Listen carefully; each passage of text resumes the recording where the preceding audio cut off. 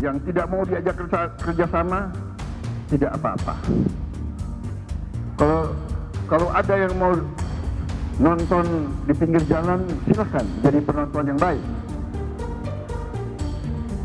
Tapi kalau sudah tidak mau diajak kerjasama, ya jangan mengganggu. Orang lagi mau kerja kok. Kita mau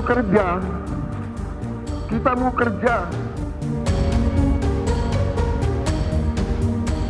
Perdebatan soal pernyataan Presiden terpilih Prabowo Subianto meminta pihak yang enggan bekerja sama dengan pemerintah agar jangan mengganggu masih terus bergulir. Pernyataan Prabowo ini mengundang reaksi calon presiden pada pemilu 2024 Ganjar Pranowo. Ganjar bilang justru yang harus dikhawatirkan pesaingnya di Pilpres itu orang-orang yang berada di lingkaran pemerintah tapi kerap jadi pengganggu. Sebaliknya, pihak-pihak yang berada di luar pemerintahan justru bisa saja membantu karena akan mengingatkan jalannya pemerintahan berada di jalur yang benar, termasuk kritik dari masyarakat sipil. Tidak ingin bekerja sama untuk jangan jadi pengganggu gitu mas. Iya, yang bekerja sama aja bisa ganggu loh, saya ingetin loh ya. Jangan sampai kemudian yang di dalam malah mengganggu. Umpama kita ingin menciptakan pemerintah bersih, tapi korupsi di dalam itu mengganggu. Yang di luar jangan-jangan malah membantu karena mengingatkan yang baik gitu. Dan check and balances akan berjalan.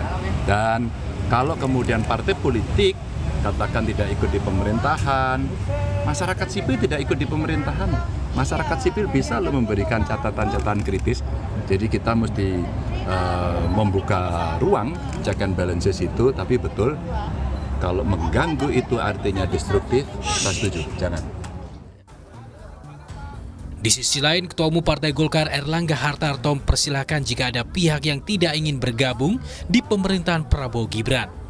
Erlangga menganggap parpol oposisi wajar dalam siklus pemerintahan di Indonesia. Ya kalau kan selalu dalam pemerintahan kan ada yang mendukung pemerintah, ada yang beroposisi. Yang tidak mau ikut namanya oposisi. Ya silakan aja, kalau oposisi ruangnya kan ada di parlemen. Kemudian yang mau ikut, ya ikut dalam koalisi. Sementara Partai Keadilan Sejahtera menyatakan tidak ada yang salah dengan pernyataan Presiden terpilih Prabowo Subianto soal pihak yang tidak mau bekerja sama jangan mengganggu pemerintahannya. Namun, menurut PKS, kontrol pada pemerintah tetap wajib dilakukan. Pak Prabowo benar, jangan ganggu pemerintah. Wong menang pemilu kok. Tapi kontrol pemerintah wajib. PKS selama ini oposisi, tapi kritis dan konstruktif. Gak boleh kritis yang merusak. Kepada siapa kalimat jangan mengganggu Prabowo dialamatkan? Yang jelas, kritik publik masih tetap perlu diperhatikan agar bisa menjadi kontrol yang konstruktif untuk pemerintahan. Tim Liputan Kompas TV Jakarta. Perdebatan masih hangat soal pernyataan calon presiden terpilih Prabowo Subianto yang minta pihak yang enggan kerjasama dengan pemerintah jangan ganggu. Apakah ini pertanda pemerintahan Prabowo Gibran akan sulit menerima kritikan?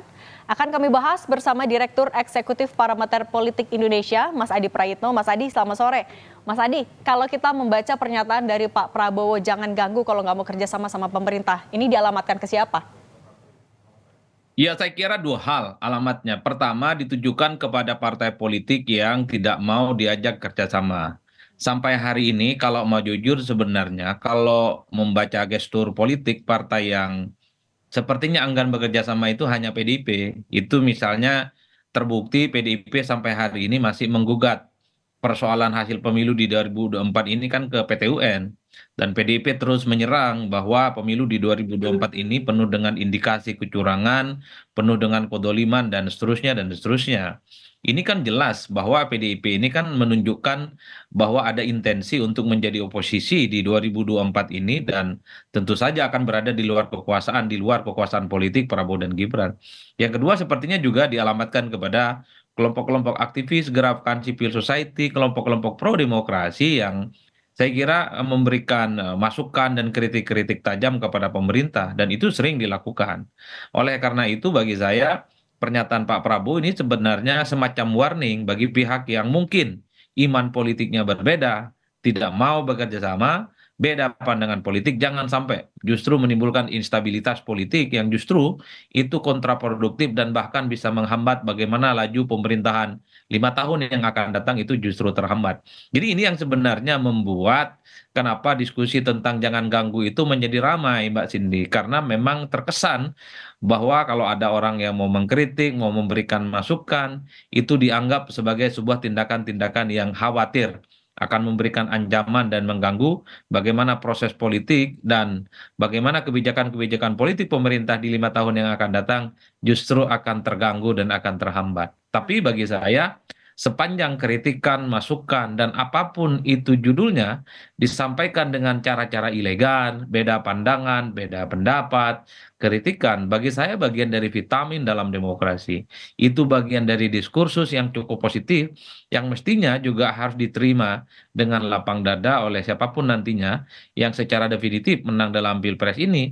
Apalagi misalnya kalau kita melihat kecenderungan kekuatan politik pendukung pro pemerintah, Prabowo dan Gibran, di masa pemerintahannya ini kan sangat mungkin akan terjadi koalisi besar dan koalisi gemuk. Ditambah misalnya soal mungkin PKB dan Nasdem juga akan bergabung, maka kekuatan politik parlemen Prabowo Subianto dan Gibran itu bisa mencapai 75%. Jadi sekalipun ada suara-suara kritis dari luar, kalau at the end of the day-nya itu di-voting, kemudian diputuskan secara protes politik misalnya di pemerintah, termasuk di parlemen, ya saya kira keputusan politik dari Prabowo dan Gibran pastinya akan terus leading dan pastinya akan mendapatkan dukungan secara mayoritas kekuatan politik. Oke. Saya kira itu konteksnya. Oke, nah Mas Adi, kalau misalnya ini jadi warning, tapi kan sebenarnya pemerintahan Prabowo Gibran juga belum dimulai. Anda melihatnya seperti apa ini? Apakah ya membuat barrier tersendiri soal kritik? Ya, kalau kita melihat kecenderungan secara umum ya, bahwa stabilitas politik itu dianggap sebagai satu-satunya syarat supaya kebijakan politik pemerintah Prabowo dan Gibran itu bisa berjalan mulus di masa yang akan datang. Jadi sekecil apapun kerikil politik seperti resistensi, seperti protes, seperti kritik-kritik tajam, baik dari partai politik ataupun unsur-unsur dari gerakan civil society, itu dianggap sebagai sebuah gangguan. Karena pastinya akan menimbulkan kegaduhan politik. Dan bahkan kita melihat bagaimana dulu ketika Jokowi 2 tahun, 2 periode jadi presiden, SBY 2 periode jadi presiden, ketika muncul berbagai kritik dari kanan kiri, dari partai oposisi, kelompok-kelompok aktivis, itu kan dianggap sebagai sebuah gangguan sebenarnya. Gangguan dalam arti karena kebijakan-kebijakan politik pemerintah kok selalu diprotes. Bukankah pemerintah ini punya niat baik untuk membangun bangsa dan negara? Tapi dalam negara demokrasi satu hal ya Mbak Cindy, bahwa kebisingan, kegaduhan itu adalah suatu hal yang niscaya. Perbedaan pandangan misalnya terkait dengan satu isu pasti akan menimbulkan resultante dan perdebatan-perdebatan yang cukup serius. Bahkan per hari ini misalnya, terkait dengan makan siang gratis, kan masih banyak masyarakat kita yang nggak setuju. Masih banyak masyarakat kita yang protes, terutama terkait dengan bagaimana postur anggaran.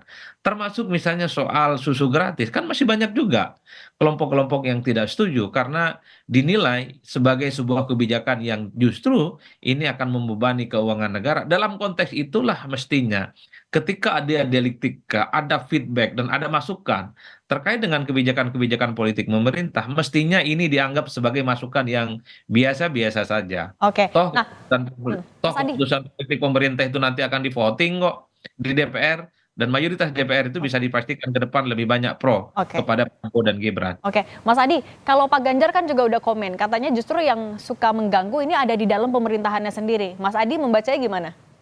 Ya saya kira memang dalam banyak hal ada benarnya. Karena kalau kita melihat dari realitas politik di zaman SBY periode pertama dan periode kedua, banyak partai-partai politik pendukung SBY itu justru menjadi oposisi dari dalam. Misalnya ketika ada isu kenaikan BBM, kebijakan-kebijakan politik yang dianggap tidak pro rakyat, kebijakan politik yang tidak populis, sejumlah partai politik pendukung SBY saat itu kan banyak yang menolak, salah satunya PKS menolak. Padahal PKS berada di dalam kekuasaan. Nah ini sepertinya yang mau di-deliver oleh Ganjar. Bahwa sekalipun ada partai politik yang mendukung pemerintah, bukan tidak mungkin partai-partai itu yang justru akan yang menjadi hambatan dan rongrongan dari dalam. Begitupun kebijakan politik di zamannya Pak Jokowi. Ada partai politik yang sikap politiknya berbeda dengan sikap politik pemerintah. Dan ini adalah cacat bawaan dalam sistem presidensialisme multipartai. Partai-partai boleh berkoalisi, tapi dalam berbagai isu tertentu, partai yang menyatakan menjadi bagian dari koalisi, justru mereka berada di garda terdepan, menolak keputusan-keputusan politik yang dibuat oleh pemerintah.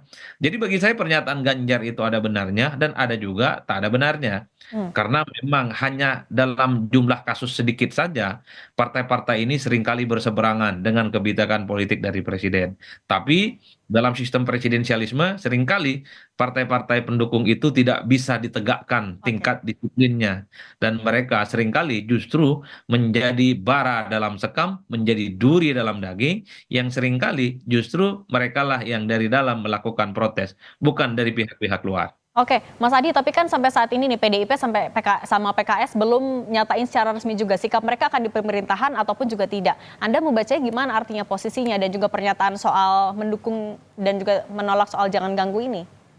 Ya saya kira memang pernyataan Pak Prabowo itu dalam konteks normativitas sikap politik ya, bahwa setiap keputusan politik pemerintah, kalau itu diniatkan untuk kepentingan bangsa dan negara, diniatkan untuk perbaikan kualitas demokrasi, perbaikan ekonomi, dan seterusnya, mestinya harus didukung oleh seluruh eksponen dan komponen rakyat. Maka wajar kalau kemudian Prabowo Subianto itu mazhab politiknya ingin merangkul semua pihak dan kalangan untuk bekerja sama di masa pemerintahan 5 tahun yang akan datang. Kan itu normatif.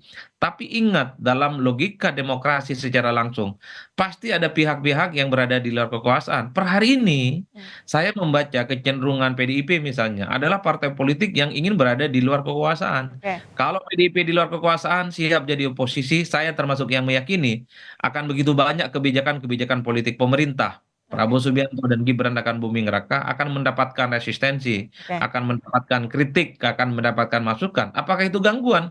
Bagi saya bukan bukan gangguan, tapi sekedar semacam dialektika wacana. Oke. Itulah hakikat dalam sebuah pemilihan presiden secara langsung. PKS ada kecenderungan ingin kerjasama dan ingin diajak berkoalisi dengan Prabowo, tapi sepertinya Prabowo tidak terlampau tertarik mengajak PKS untuk berkoalisi. Oke, Mas Adi, singkat saja, artinya catatan apa yang bisa Anda berikan dalam konteks komunikasi politik baik untuk elit, publik, Prabowo Gibran saat nantinya mereka resmi berada di dalam pemerintahan atau ada memegang kendali kekuasaan? Ya, sebenarnya secara prinsip kritik-kritik, masukan, nyinyiran, bulian, bahkan protes-protes terkait dengan keputusan politik pemerintah di 5 tahun yang akan datang, mestinya maknai sebagai sesuatu hal yang biasa dalam demokrasi. Kita tidak mungkin bisa menyamakan semua pandangan dan persepsi orang dalam satu kanal. Karena dalam demokrasi pikiran orang itu beda-beda, pikiran orang itu mazhabnya kemudian bercabang, dan yang sangat mungkin satu sama yang lain bisa bertabrakan. Tapi selama itu disampaikan dengan cara-cara elegan dan demokratis, saya kira ini bagian dari indahnya demokrasi. Dan yang kedua dan yang paling penting bagi saya, pendukung Prabowo dan Gibran, saya termasuk yang meyakini kalau Nasdem dan PKB juga dirangkul, maka kekuatan politik mereka mencapai 75%. Oke. Jadi apapun bisa di voting di parlemen, apapun bisa di voting terkait dengan kebijakan-kebijakan, dan bisa dipastikan partai-partai pendukung pro pemerintah akan memenangkan setiap apapun isu-isu nanti yang akan diputuskan. Oke. Mas Adi Praetno, Direktur Eksekutif Parameter Politik Indonesia, terima kasih sudah berbagi di Rumah Pemilu. Sehat selalu, Mas.